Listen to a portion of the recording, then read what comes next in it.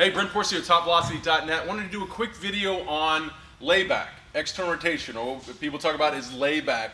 A lot of guys ask me, why doesn't my arm lay back? And one of the big issues I'm seeing doesn't really have anything to do with the arm. It has more to do with the trunk.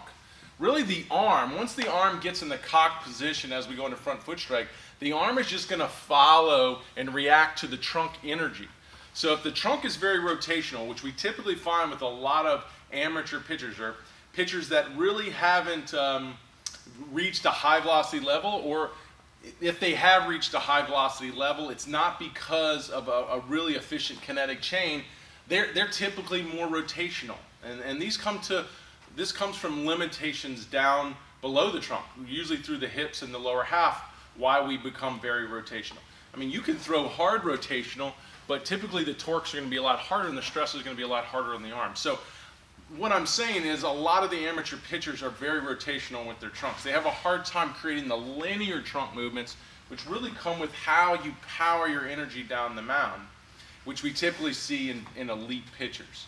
So if my trunk's going to be very rotational, my arm's going to want to react to that and create what you hear a lot is called fly out. Your arm, the centrifugal force is going to pull your arm away from your body because your arm is lighter than your trunk and it's attached to your trunk. So if you're a very rotational trunk, typically someone pulling with their glove side and their trunk is pulling hard in rotation, hard to their glove side, the arm's going to want to pull in the opposite direction. That's going to really affect your layback. A lot of guys know layback comes when the trunk opens up. Well, if the trunk opens up and you're really pulling across your body, your arm's already trying to swing away.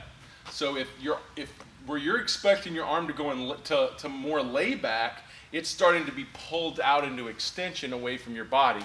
So a lot of those guys are saying, hey, how come I can't get more layback? Do I have to stretch my arm? Like I said, it really has nothing to do with that. It has to do with your arm fighting against your trunk. I believe a lot of the bad cues or ways to try to counter that is trying to hold the arm inside 90 and fight against that fly out syndrome, but that's really kind of working against yourself. Ultimately, you just need to fix your trunk energy.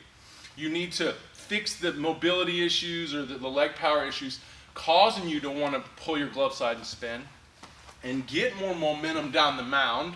So when your trunk goes to open up, it's following or it's transferring all that forward or linear momentum. And then when that happens, your arm will stay in the layback position because that's what's allowing the trunk to keep moving forward. But forward is your arm staying back before release, because once we release, the trunk's going to stop. So if we can get more linear energy down the mound and separate and then transfer the trunk, that energy through the trunk, the arm's going to want to stay in this position and not fly away from your body because there's no energy pulling in the opposite direction. All the energy is going forward, so your arm's going to want to lay back longer and transfer later, which is typical of elite high velocity pitchers that are using linear energy and the rotational energy to complement all that linear energy, and they get more of that layback. So if you're someone who's not feel like you're getting a lot of layback, it's probably to the fact of you're pulling your glove hard, you're swinging your body, you're flying your trunk into rotation, and your arm is just moving away. The centrifugal force is pulling your arm away. At the moment you're trying to create more layback, it's wanting to extend and fly away from your body. So you need to learn all the linear stuff. So building linear energy into your delivery is not easy. It's what we do with the 3x Pitch and Velocity Program. But I've talked about in a lot of videos, looking at the back leg mechanics, drive mechanics, the front leg mechanics, and to hit the shoulder separation. That's the key to building linear energy, and then putting your upper body or your arm path in a position to want to lay back to allow all that trunk power to go forward, because you're not moving in rotation where your arm would want to fly away from your body. So I hope that helps you understand how the arm really is reacting to a lot of what the trunk power is doing. So changing the arm paths, in many cases, is a backwards approach to fixing the problem.